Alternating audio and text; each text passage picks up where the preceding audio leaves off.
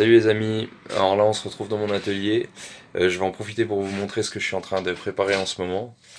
Donc ça en fait c'est des modules de rangement que j'ai décoffrés la semaine dernière. Donc là on est au stade de finition, hein, c'est pas encore fini. Donc voilà, ça a été décoffré la semaine dernière. Il reste une petite couche de finition à faire à l'intérieur, le vernis, etc. Ça devrait faire un résultat assez sympa. J'ai aussi le meuble qui est là-bas au fond, la console, mais ça vous l'aviez vu. Il y a aussi ce gros truc là, c'est pareil, j'ai pas fait de vidéo là-dessus. Donc ça, c'est un meuble à télé. Donc voilà, là c'est pareil, on est au stade de finition, va falloir poncer tout ça, passer un coup de finition, un petit coup de vernis. Donc là on a une grande portée de d'1,25 m, une épaisseur de 4 cm. Et là, j'ai fait un test tout à l'heure, j'ai réussi à poser 65 kg dessus. Et ça n'a pas bougé, il n'y a pas eu de fissures qui ont apparu. Donc j'ai mis 2 sacs de ciment plus des poids d'haltère. Mais j'ai pas voulu tenter de mettre un troisième sac de ciment. Mais j'aurais peut-être pu, je sais pas. Après, j'avais tellement peur de le casser que voilà. Donc du coup, je me suis arrêté là. Puis de toute façon, si on met une télé, ça fait pas non plus 200 kilos non plus.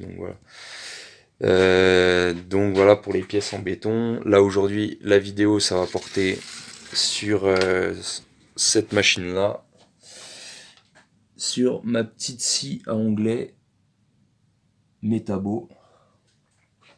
Donc cet outil-là, je vous reprends correctement. Cet outil-là, c'est pour moi l'outil qui est devenu indispensable pour plusieurs raisons, pour 6 raisons comme j'ai marqué dans le titre de la vidéo. 6 raisons, donc on va regarder la première ensemble. Donc la première raison, c'est le gain de temps. Ici, là, j'ai un bout de litho. Admettons que je veuille le couper. J'ai juste à le caler ici. Et là, je sais que j'ai une coupe à 90 degrés, puisque mon réglage ici, il est réglé sur 0. Donc ça correspond à une coupe à 90. Si je veux changer mon angle, j'ai juste à actionner la manette ici et à tourner la scie. Là, je vais pas le faire parce qu'elle est pas fixée. Comme des fois, j'ai besoin de la déplacer. Je vais pas vous le faire puisque je tiens le téléphone de l'autre main. Mais vous avez compris le principe. Donc en fait, ce qui est bien aussi, c'est qu'on a des graduations ici. Donc pour les coupes, ça va jusqu'à 22. Donc pour les coupes en dessous de 22, j'ai même pas besoin de sortir le mètre non plus. Si j'ai pas besoin de faire un truc ultra précis. Admettons que je veuille couper 20. J'ai juste à mettre mon litho ici. Voilà. Et à actionner ma manette là. Et j'ai plus qu'à couper. Donc ça c'est pas mal non plus. Ce que si j'ai besoin de sortir le mètre pour une cote plus importante, donc ce que je fais c'est que je mets mon bout de litho ici. Là au-dessus on a 2 boutons. Donc celui de droite c'est la lumière et on en a un deuxième à gauche, c'est le laser. Donc là à partir de là ce que je fais c'est que je mets le bout de mon mètre ici, je déroule. Et dès que le laser il est sur la cote désirée, je maintiens bien ici. Et pareil, j'ai plus qu'à couper. Donc ça, c'est un gain de temps phénoménal. Donc voilà pour la première raison. Donc la deuxième raison, c'est qu'on force beaucoup moins. Parce que là, du coup, le truc, en fait, c'est que la scie, on a juste à la descendre. C'est pas comme si t'avais un truc... une scie circulaire à prendre et à soulever. Quand tu fais des coupes toute la journée, c'est quand même sur 2-3 coupes ça va, mais quand t'as 50-60 coupes à faire dans la journée, au bout d'un moment ça tire un peu sur les bras. Surtout que des fois les machines sont quand même assez lourdes. Là la machine t'as même pas la portée. T'as juste à appuyer ici avec ton index. Regarde, je te montre, mais tu vois, avec un seul doigt, j'arrive à descendre la scie. Donc si je voulais, bon je le fais pas, mais si je voulais, je pourrais couper avec un seul doigt quoi. Chose que tu ne peux pas faire avec une scie circulaire, donc ça c'est pareil, c'est pas négligeable non plus. Donc ça c'était le point numéro 2. Pour le troisième point, c'est que évidemment ça fait des coupes beaucoup plus propres. Hein. Ça fait des coupes oui, beaucoup plus propres. Pourquoi? Parce que ben là, une fois que tu es calé ici, et que donc celle-là c'est une radiale, hein. Donc elle peut bouger. Je peux faire des coupes jusqu'à quasiment 30 cm en l'avançant, en la reculant comme ça. Donc en fait, c'est fixé sur un axe. Donc en fait, ça peut pas dévier, ça peut pas bouger quoi. Donc en fait, si tu as une pièce à couper, tu te poses là-dessus. Par contre, faut bien maintenir ici, tu te cales bien ici. Et là, à partir de là, du coup, ta lame, elle peut pas dévier, donc tu as forcément une coupe qui est super droite, quoi. Donc là, t'as pas de problème, parce que souvent, quand tu fais ça avec la circulaire, ce qui se passe, c'est que ben des fois, t'as beau la tenir ou voilà, ça dévie toujours un petit peu. Ou alors, faut mettre une règle, mais bon, voilà, ça fait du boulot en plus, quoi. Que là, tout est prêt, tout est fixé sur le châssis. Donc ça, c'est pareil, c'est un truc qui te fait gagner du temps et qui te fait faire du travail plus propre. Donc ça, c'était pour le troisième point. Le quatrième point qui est pas ultra important, mais je tiens à le préciser quand même, c'est la consommation en électricité. Donc là, on est sur une machine, enfin vous voyez l'engin quoi, on est sur une machine qui fait 1500 watts. Et là, à côté, on a ma vieille Black Decker. Donc celle-là, elle a fait son temps, hein. Elle m'a bien servi d'ailleurs. Et cette machine-là, elle fait 1300 watts.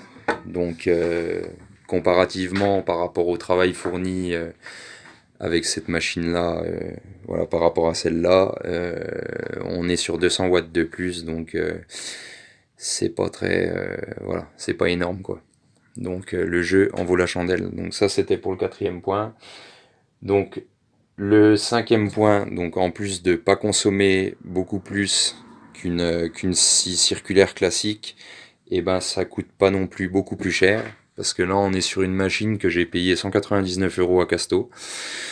Voilà, donc j'ai regardé un peu sur internet hein, avant d'acheter les scies circulaires. Si tu veux faire de la coupe, bon après c'est pas exactement le même usage hein, parce une scie circulaire, voilà, tu peux être obligé d'en avoir une si tu as des bandes de 2 mètres à faire, des bandes d'1,50 m de long, voilà, avec une scie anglaise tu pourras pas. Mais si tu veux faire de la coupe de parquet par exemple, vaut mieux investir là-dedans que d'acheter une scie circulaire parce que l'équivalence au niveau profondeur de coupe, etc., pour avoir l'équivalence, tu vas avoir une différence de prix de l'ordre de 50 à 60 € quoi. Donc franchement, pour un outil que tu vas garder plusieurs années, pour moi, vaut mieux mettre 60 € de plus et, euh, et avoir un outil comme ça qui sera beaucoup plus polyvalent quoi. Et enfin, sixième et dernier avantage d'investir dans cette machine-là, c'est tout simplement qu'avec cette machine-là, du coup, tu travailleras toujours à la bonne hauteur, puisqu'elle sera toujours posée sur une table ou sur un établi comme ici. C'est tout simplement parce que t'as pas de boîte de rangement et puis tu vas pas poser ça par terre. Donc, du coup, moi, elle est toujours posée ici.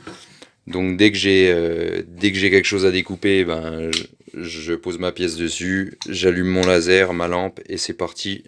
Je coupe, la machine est toujours prête.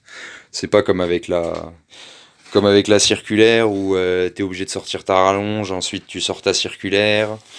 Tu te dis bon allez j'ai que deux planches à couper, je vais pas sortir les tréteaux, donc tu te mets à quatre pattes sur un bastin et puis finalement tu t'aperçois que tu avais plus de coupe que ça à faire et puis au bout de 2 heures de boulot, tu sors les tréteaux et finalement tu t'es cassé le dos pendant 2 heures.